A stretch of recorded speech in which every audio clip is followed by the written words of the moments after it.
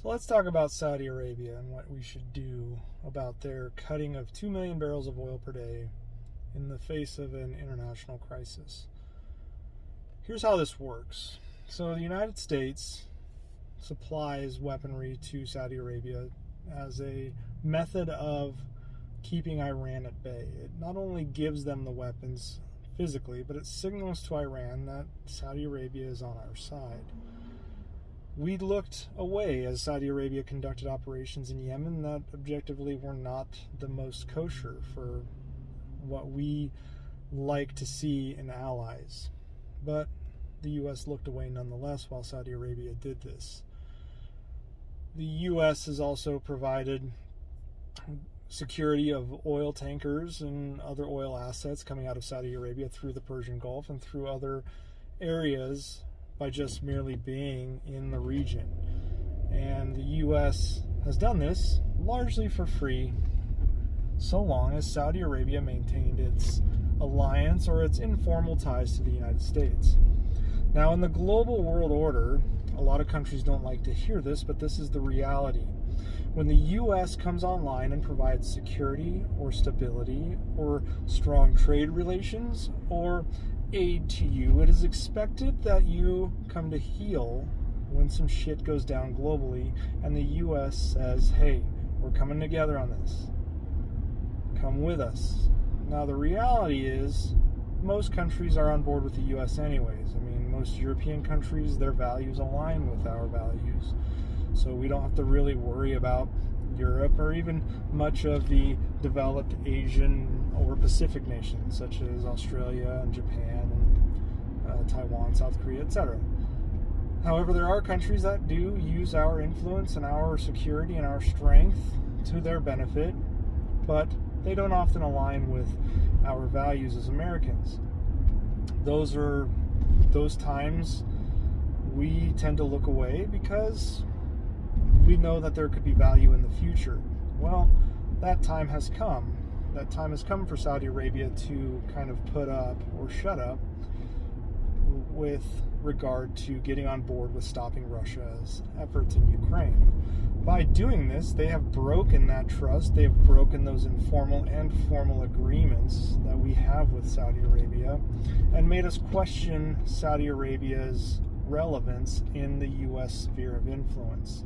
Make no mistake, Saudi Arabia losing the U.S. as a partner is far more dangerous for Saudi Arabia than it is for the United States. We don't really even use Saudi oil. Saudi oil is beneficial for maintaining the global order and stability in oil prices. So when Saudi oil cuts happen, yes, it kind of hurts the United States, but it hurts our allies more, and we need our allies to maintain the unified front against Russia. When energy comes into play and their people start complaining, that unified front breaks down. Saudi Arabia knows this. So the reality for Saudi Arabia and the U.S. relations is they've kind of been in the toilet for a little while now.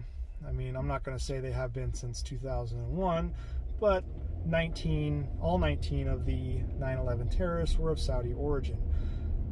Make no mistake, Saudi Arabia has helped us in identifying future terrorists and has helped us in identifying ISIS fighters. But the reality is Saudi Arabia funds a large portion of those because that is their method of influence when they can't influence the traditional ways. Often that's the way they influence within the Middle East because you can't really flex on other Middle Eastern countries that have oil when that's all your influence is in oil. So they export terrorism. Well, sometimes that terrorism becomes a global entity such as Al-Qaeda and bites the hand that feeds you, such as the United States.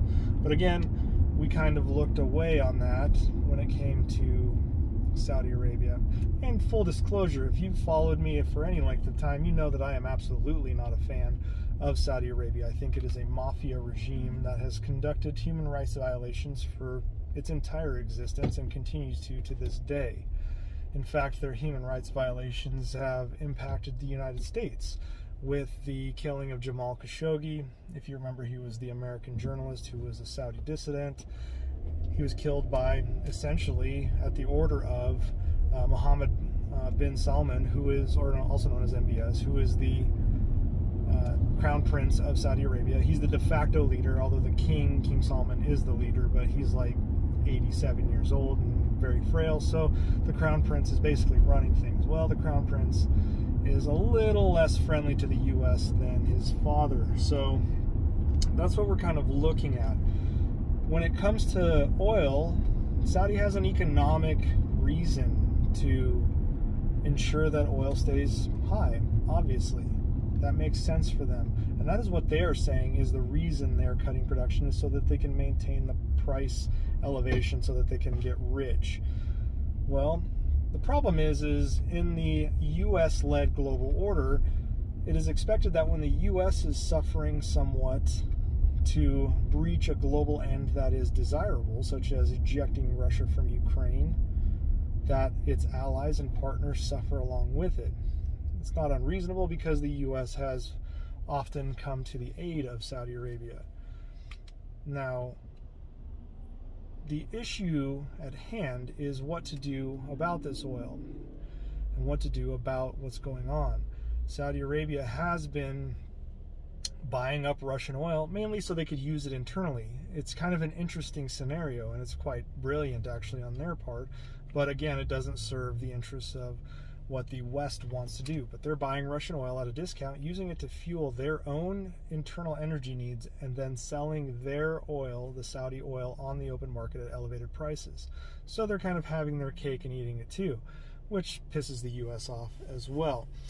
So the way I see it, the immediate effect we can have on Saudi Arabia is signal to them that if you want to play this game, we probably aren't going to help you in a likely future fight against Iran. Iran is a more powerful country than Saudi Arabia without the U.S.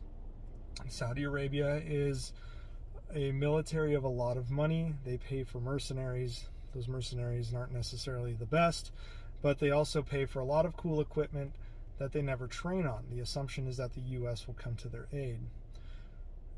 In fact, there's pictures of Saudi fighter jets that are U.S. fighter jets sitting in Saudi hangars that still have the plastic on the seats because they haven't been used. Make no mistake, Iran is far more powerful and stronger than Saudi Arabia. If we signal to Saudi Arabia that we're taking our hands off this situation, you're on your own because you can't seem to get on board with what we need, so we're not going to get on board with what you need, they likely will reciprocate, or at least rethink heavily what their decision-making process was in shutting off this 2 million barrels of oil per day.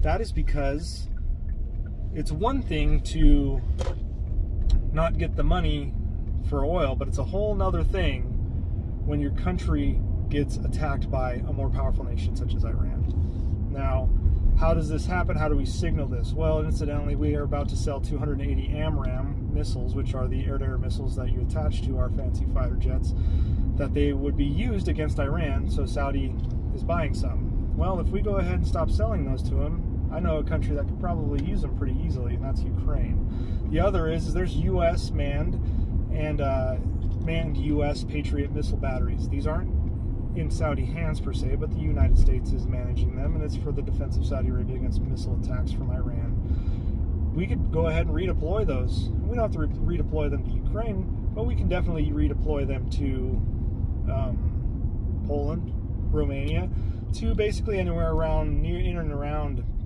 the Russian sphere, so that we can backfill anti-aircraft and anti-missile systems going into Ukraine from those countries. Those are two ways that could easily signal to Saudi Arabia that you want to fuck around. You're going to find out that your games with oil are going to leave you alone to deal with a foe that is more powerful than you.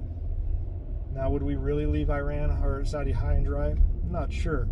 Saudi Arabia has been doing some real shitty things lately, and incidentally, it just happens to look like Iran is going through a potential revolution. Ayatollah is clearly sick, and that regime may be becoming more pro-Western, but we'll see. Those two things alone might make Saudi nervous enough that they back off of this policy that is objectively not in their best interest, likely going forward.